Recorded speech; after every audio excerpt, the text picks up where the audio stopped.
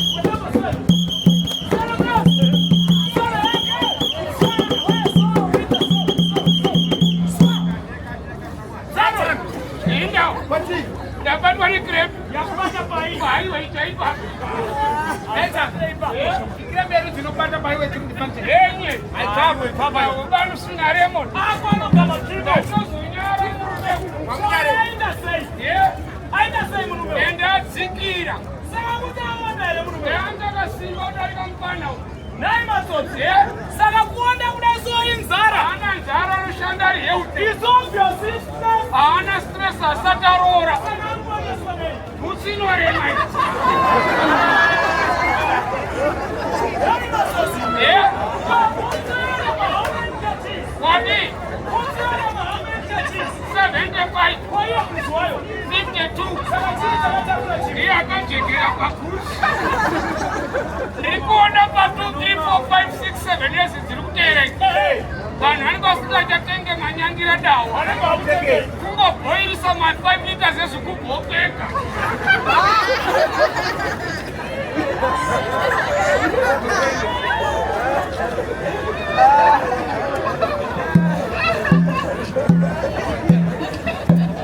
Ina ndikunyepere kai. Right wakumana. Ndakapinda masango. So, nikuda no5 vanotipoya vainayo. Tokondinya nemutambo. Kosi basa redu isusu. Riri kusikiswa bereka. Pachindebele. Siyajabulisa vanhu. Pachi-DRC. Kutumuka Flangenge. Pachi-China. Pachiningiriwa. Pachirungu. We sexy people. Hakuna chirungu chakadaro. Makazikane. Andina kusisa newe. Sakasiyana ini. Iwe ushaisha kukaura shomani. Hakuna chirungu chakadaro. Do you think I'm not stupid? Wakushituka. Academic. Aibaba iwe. Architecture. Agriculture. Underwear. Iwa. Auzo siazari underwear. Tuma underwear. kunyatseka nasina kupfekwa. Flea market, mubhero, mushop, maraini dzakananikwa pawaya. Inozongonyasaka neyapfekwa. Inenge yatindivara. Yani tumakara zvakasiyana siyana. Kodhorongura nekrimbri. Zvakuendera nekutopfeka type ipi underwear. Ma-underwear akagadzirwa pa3 matype. Ekekutanga kana tikahava mupfamu. Kanongori katavo kanongori pakati pomupata hava mupfamu 10. Inonzi neutral. Yekuti ukafamba manhingi inovhara 1 mweropinda mukati. Inonzi parachute. Inopfekwa nevakadzi vakazvitakura kana majaini. Yekuti vakaita mweya nhasi unoita 1 week usati wabuda. Yes, kutaura kwandaiteka pa. Madzimai mazhinji autoziva kuti yangu yataurwa. Unoteera mai. Ukatoona munhu asina ndataura nhasi, which means nhasi auya asina. Makonzo aya atanga. Kataudzwa nzi ndo pane toilet ipapa. Katori mutoilet ipapa. Makonzo aya atanga. Waona maji? Aiwa tukuendwa mberi mutambo. Matsotsi. Fight. What 1-5? Darika izvi. Ndo manhanga matete akaizwa ihayi. Vakatosimba kudarika ipapa. Vanenge vakutorwara. Kana vasimba. Ndikudai fight. Vanondipoya vainayo vantangokuhana uyu. Iye anenge musimba nevanhu vari kunoku. Aona. Inozapanogara mari. Aona. Next. Varume munenge makamirira varume madzimai Godoro. Matsotsi. Vanhu ngavasapfeke hembe dzevafi vachiuya pano. Kuti dzonzo idzoita kuya pana paiti pamari.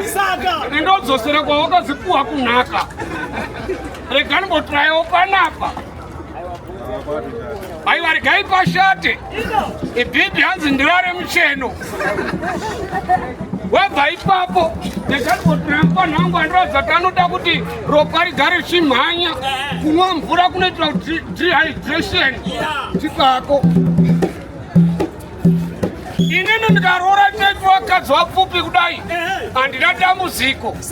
Vakangoita hondo chete. Ndokaisa mubhurugwa ndoenda nako. Iwe zvako iwe. Aona. Mzukuru waBob Marley. All the way from Jamaica.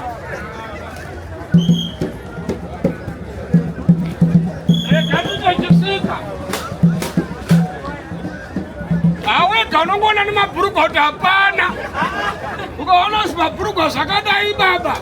Zvakabva kumapampa. Uyu siyana inayo. Muzukuru washuga shuga. Wamuziwa sei? Nerupawo. Hanzi o. Aiwa zvenherera totambirawo.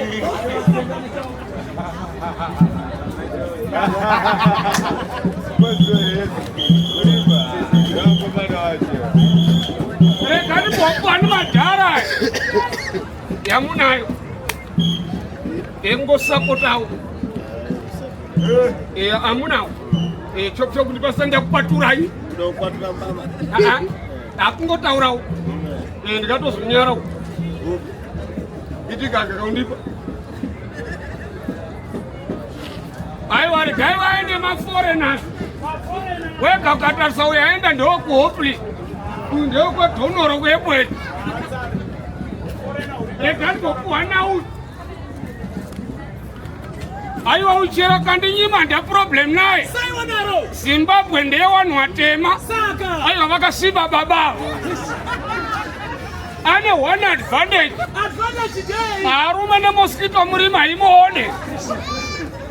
Sorry, Blas, shingirira imchachuku. Wati? Akandirova ndizoseri. Nekuda kwei? Chitema ndizoseri. Ndekani kukuwana hanzvadzi yangu. Hanzvadzi yangu haini noise. Munhu akasunguruka. Anoziva kuti hanzvadzi yangu ipabasa. Munhu akarunza kunge kakaenda kuchikoro Akasiza. haana problem. Haana dambudziko. Chero foto ndoida. Next.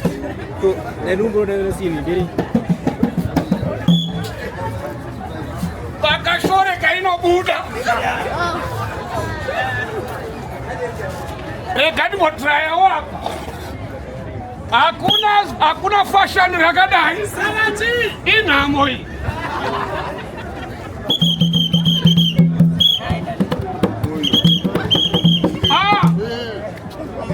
Zimbabwe unayo. Dai waregaya shaye. Regaya mkomana anga akapeta maoko. Aigona ngofenda. Because mweya uri kutendera panapa. Uri kasika kupera. Uri kuperera munomu. Kuita kuti dzine mabhosha.